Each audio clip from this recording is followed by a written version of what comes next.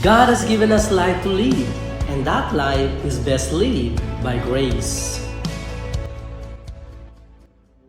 Hello everyone! Magandang araw po muli sa inyong lahat. Ito po ang Life and Grace at ito po si Benjamin Tatlong Hari.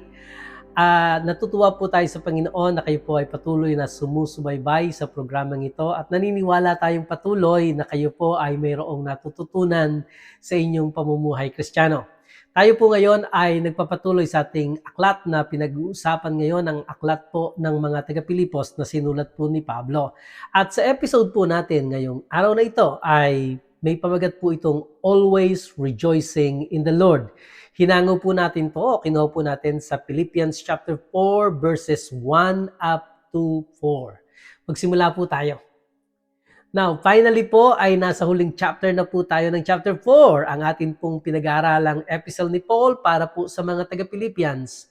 Ito po yung pagbubukas ni Pablo ng kanyang puso sa mga mananampalataya sa lugar na ito ng Europa, na una niya pong napuntahan kung saan po siya ay nakapag-start up ng isang iglesia, grupo po ng mga mananampalataya na ang sabi po ni Pablo ay tanging ang iglesia lamang na ito ang sumuporta sa kanya financially kahit na nga siya ay nakaalis na sa lugar na yon. At kahit pa nga po sa kanyang imprisonment dito po sa Roma kung saan niya isinulat ang epistle na ito, na nagpadala pa po rin po sila ng kanilang support kay Pablo. At we believe na ang kanila pong suporta ay nakatulong upang mabayaran po ni Pablo ang kanyang pansamantalang tinitigilan for 2 years at pati na rin po ang support na ito ay nakatulong sa pagpropagate ng gospel. Kasi nga po si Pablo po ay na house arrest dito po sa lugar ng Roma na pansamantala po siyang nagbabayad ng isang lugar na kanya pong tinitigilan sa loob ng 2 taon. Kasama niya po dito si Timoteo, ang kanya pong anak sa pananampalataya, na nais niya pong ipadala sana sa Pilipos on his behalf as soon as malaman niya ang magiging verdict sa kanya ni Nero patungkol sa kanya pong kaso. Alam niyang magiging malaking kawalan po sa kanya si Timothy, gayon pa man ang iniisip po ni Pablo ay ang katatayuan po ng mga taga-Pilipos. Dahil itong si Timoteo ay may parehong concern at pag-aalaga at pag-aalala para po sa kanila. Kaya niya po ito pinadala.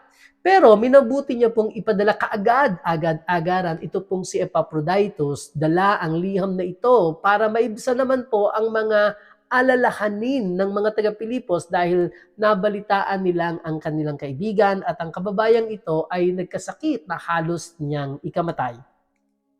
Sa mga huling episodes po na atin pong na-cover na ay ibinigay sa kanila ni Pablo ang isang sikreto niya sa tagumpay ng buhay na kanyang nararanasan kay Kristo. At ito po yung pagkakaroon ng single-mindedness. Sabi niya, one thing I do, forgetting those things which are behind and pressing toward the mark for the prize of the high calling of God in Christ Jesus.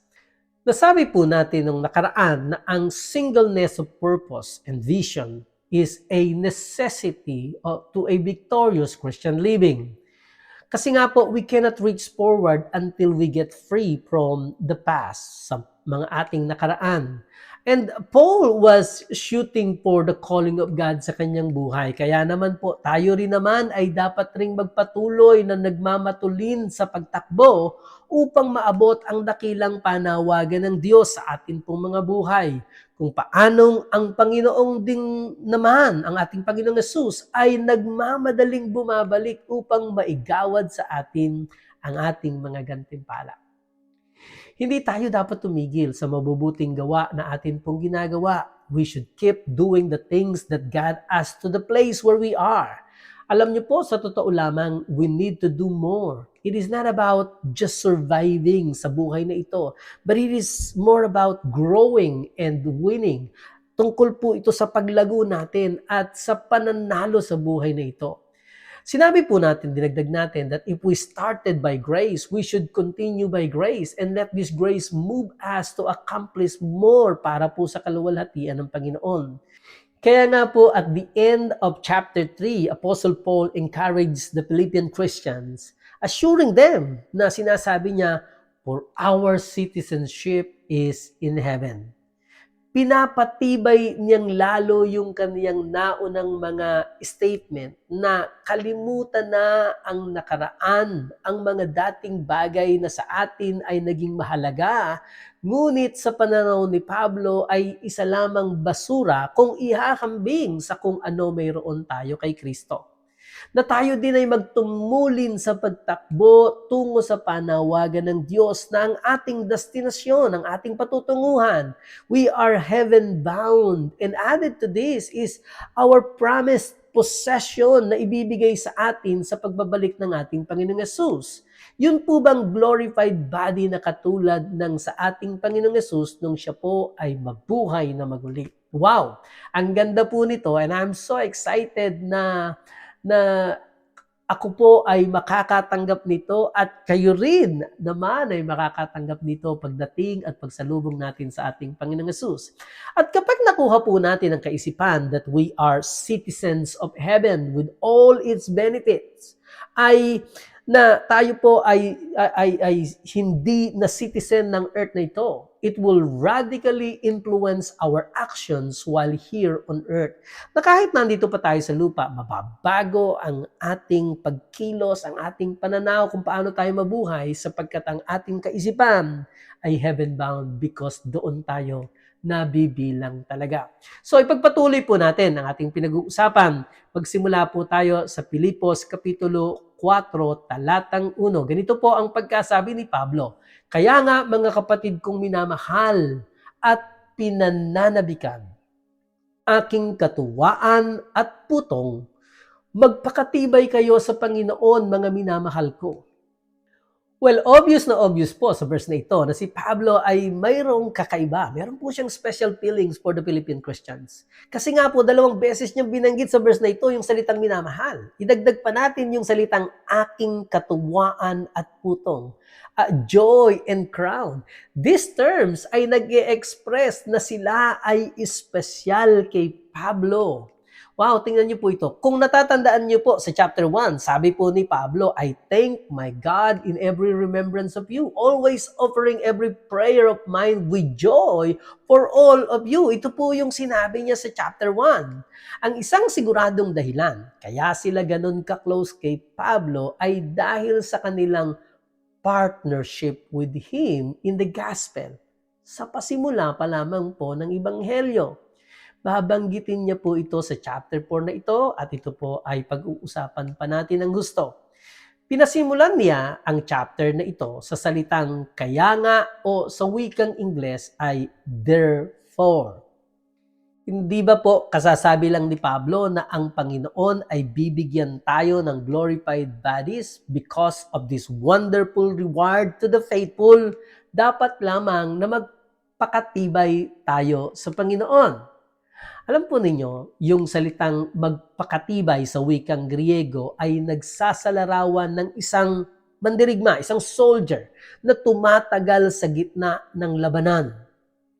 Ang kapangyarihan at lakas na nanggagaling lamang sa Panginoon na makagagawa nito sa atin. Ang sabi nga po sa aklat ng Judas, kapatid po ito ng ating Panginoong Yesus, kapatid ni John at ni Jesus. Ang sabi po dito, now unto him that is able to keep you from falling. Tanging ang kapangyarihan lamang ng Panginoong Yesus ang makapagpapanatili sa ating nakatayo kahit sa gitna ng labanan na kinabibilangan natin sa buhay. Ituloy po natin, Filipos Kapitulo 4, talatang 2. Sabi po ni Pablo, nakikiusap ako kina Euodias at Syntyche na magkaisa sila ng pag-iisip sa Panginoon. Alam niyo po, itong si Euodias at si Syntyche ay mga babae sa Philippian church who had labored with him in the gospel. At sa tema po ng pangungusap ni Pablo ay malalaman natin, makikita natin merong pong disagreement between them. Kaya pinakikiusapan sila ni Pablo to reconcile na sila po ay magkasundo. Kagaya nga po ng palagian nating sinasabi na ang mas malaking tema ni Pablo sa bawat iglesia ay ang pagkakasundo, yung pong unity. Kaya nga po ang bilin ni Pablo, magkaisa ng pag-iisip sa Panginoon. And please notice po na yung word na sa Panginoon. Dahil ang tanging paraan para magkaroon ng tunay na pagkakaisa or true unity is to find a common ground in the Lord and fellowship in those areas. Kasi po totoong mayroong tayong pagkakaiba, ngunit kinakailangan ang pagkakaisa sa Panginoon. I hope na intindihan niyo po ito. Sa Panginoon tayo nagkakaisa. Alang-alang sa Panginoon. Dahil sa ating pagkakaiba, hindi naman talaga tayo magkakaroon at nagkaroon na ng pagkakaisa sa lahat ng bagay sa buhay. Our unity ay dapat sa Panginoon, in the Lord. Okay? Ang division ay nakapagdadala ng division is terribly damaging to the work of the Lord. And variances should be reconciled at all possible. At habang ang ating buhay ay nakasenter kay Lord, the more unity we will have with others na ang buhay din naman ay nakasentro sa Kanya.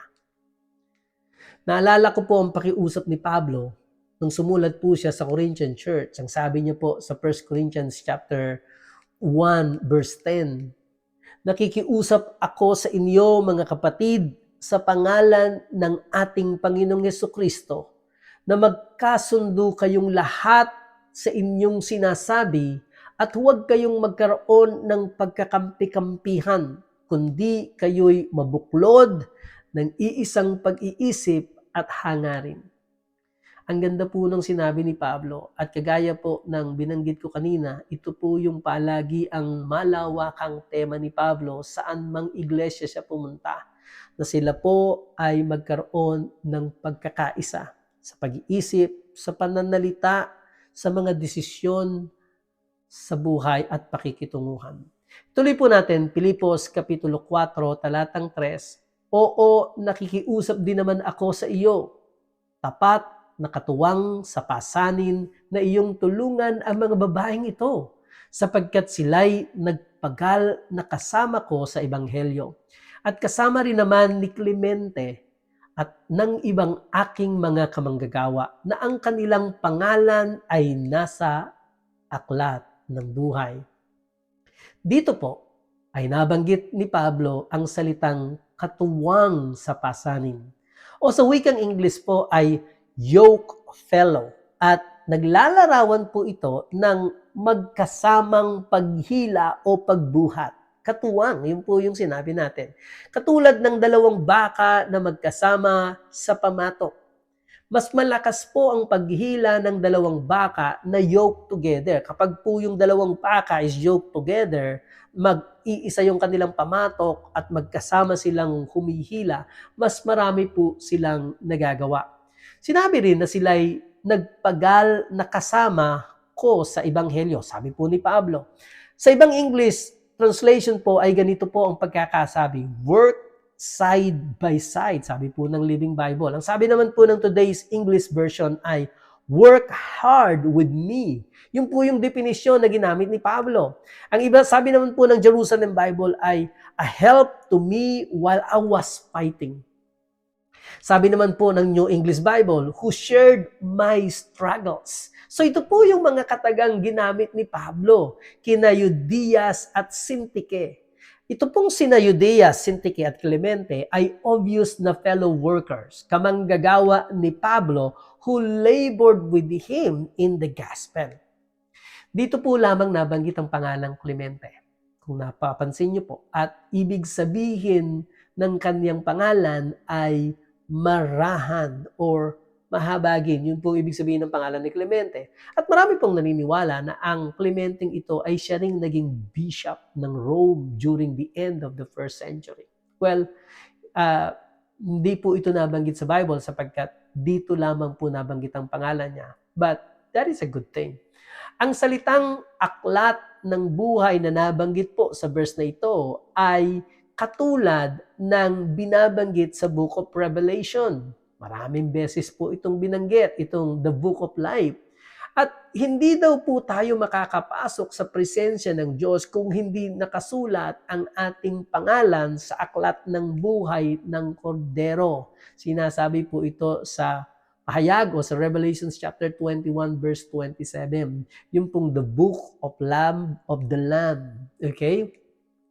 Mayroon din pong ibang mga aklat sa langit kung saan nakasulat ang patungkol sa atin pong mga ginawa at mga nagawa para sa Panginoon. Pero sa akin pong palagay, ang aklat ng buhay na ito kung saan nakasulat ang ating mga pangalan ay hihigitan ang mga aklat na nagsasaad patungkol sa atin pong mga nagawa. Because ang mahalaga tayo po ay makapasok sa presensya ng Panginoon sa sangkalangitan.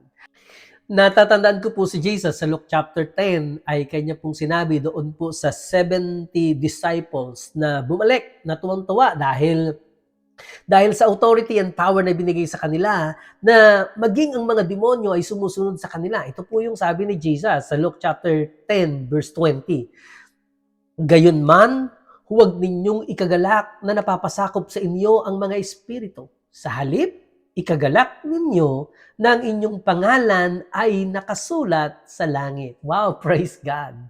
Alam niyo po, ito naman talaga ang pinakamahalaga. Well, the things that we do here on earth sa paglilingkod natin sa Panginoon ay maganda po ito at tayo po ay tatanggap ng putong ng corona. Subalit, ang pinakamalaking miracles ay maisulat ang inyong pangalan sa aklat ng langit. And I hope nung nakaraan po nating mga lesson, nung ako po ay nag-alok ng pagtanggap ng kaligtasan, kayo po ay positively na tumugon sa pagtanggap ng kapatawarang ibinigay ng Panginoong Yesus sa kanyang kamatayan at pagkabuhay sa krus ng Kalbaryo. Magpatuloy po tayo. Pilipos Kapitulo 4, talatang 4. Ito na po yung huling verse na pag-uusapan natin sa episode na ito. Sabi ni Pablo, magalak kayong lagi sa Panginoon, muli kong sinasabing, magalak kayo. Hindi po inuutusang maging masaya. Inuutusan tayong magalak. I hope nakita niyo po ang pagkakaiba nito. Sa English Bible ay ganito po ang salin. Rejoice in the Lord always, and again I say rejoice. Inulit po ito ni Pablo. Rejoice is a verb. Pinag-usapan natin ito ng nakaraan. It is something that we do. Samantalang ang pagiging masaya ay isang katatayuan. We may not always be happy, but we can always rejoice. Marami pong nagsasabi na hindi kayang magalak palagi, lalo na sa gitna ng hindi magandang pangyayari. But the Lord would be unjust to command us to do something that is unattainable. So, ang ibig sabihin, kaya nating magalak anuman ang nangyayari sa atin. Hindi lamang ito possible. Actually, it is preferable. Ito po yung mas magandang gawin natin.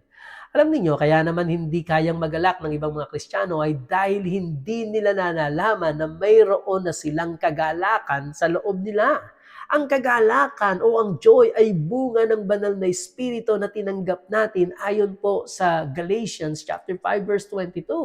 Meron po tayong love, joy, peace, long-suffering, meekness, gentleness, at lahat po ng siyam na bunga ng banal na espiritu ay nasa sa atin at kailangan lang nating i-act out dahil meron na tayo nito. Magdesisyon tayong ipakita ito sa gitna ng kahit anong sitwasyong dinadaanan natin. Sabi ni Pablo, magalak kayong lagi sa Panginoon. Pansinin natin muli po yung salitang sa Panginoon. Ang ating galak ay sa Panginoon. Hindi po sa sitwasyon, kundi sa Panginoon. Ibig sabihin, ang ating galak ay nasa ating born-again spirits.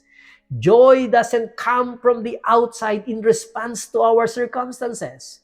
It comes from the inside and it is a fruit of the Holy Spirit. We always have joy, but we must choose to rejoice. Kailangan po nating piliin, magdesisyon na tayo po ay magalak. Sabi niya, magalak kayong lagi. Lahat naman po siguro gustong nagagalak. At may mga panahon na nagagalak tayo kung minsan. Ngunit ang inuutos sa atin ni Pablo ay magalak tayong palagi sa Panginoon. Palagi po. Parang napakalayo nito mula sa paraan kung paano kumikilos at nag-iisip ang karamihan ng mga tao sa panahon ng ngayon. At kalimitan to ay humahantong sa ilan na nag-iisip na tiyak na hindi siguro sinasadya ni Pablo kung ano ang ibig niyang sabihin. Kaya naman, inulit niya sa kanyang sarili ang salitang ito para walang makapag-isip na nagkamali lamang siya ng kanyang sinasabi. Ang sabi niya, uulitin ko, magalak kayo sa Panginoon. Sabi niya, muli kong sinasabi, muli kong sasabihin, magalak kayo sa Panginoon. This is not a suggestion or a request from Apostle Paul. It is a command para po sa kanilang apostol, and it was inspired by the Holy Spirit. It is a command for us too. Sa atin din po, ito po ay utos ng Diyos. Marami pong reasons and occasions sa Scripture kung saan sinasabihan tayong mag-rejoice. We are to rejoice in God's salvation. Sabi po ng 1 Samuel chapter 2 verse 1. We are to rejoice in God's mercy. Sabi po ng mga awit, Kapitulo 31, talatang 7. We are to rejoice in goodness. Sabi po ng Ikalawang Chronicles chapter 2 verse 41. We are to rejoice in the light. Sabi po ng John chapter 5 verse 35. We are to rejoice in sufferings. Colossians chapter 1 verse 24. We are to rejoice in the hope of the glory of God. Romans chapter 5 verse 2. We are to rejoice in the day of Christ. Philippians chapter 2 verse 16. We are to rejoice in Christ Himself. Sabi po ng Philippians chapter 3 verse 3. Napaka-unusual nito dahil kalahati ng ibinigay nating reason ay isinulat ni Pablo na siya ring sumulat ng book ng Philippians at kasalukuyang nakakulong ng panahon ng pagkasulat nito. Our outward circumstances may sometimes be against us, but inward joy can always be ours because we are in the Lord. We can always be glad and take pleasure in and enjoy the Lord.